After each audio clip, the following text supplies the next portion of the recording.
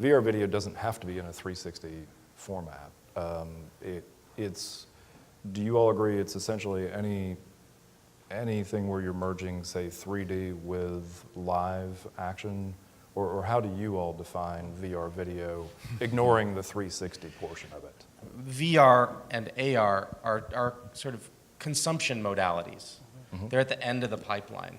And you can consume a variety of different content using a VR or an AR headset. Mm-hmm. And content that's created for one use case is often usable in another use case as well. 360 video is a kind of content that can be consumed in a VR headset. It can be consumed on a device. It can be consumed in an AR headset.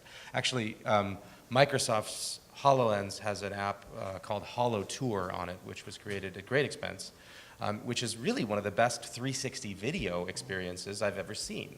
But you can only get it on HoloLens, and they put a couple of objects close to you that are Unity style, 3D boxes to make you feel like it's 3D, again, right? But really, shock value or but really, it's just a 360 video, and it's really well done. So it's confusing, and it's confusing to everybody because people use the words very differently. But I think one thing that's useful, I think, is to recognize that VR and AR are consumption modalities. That's all they are.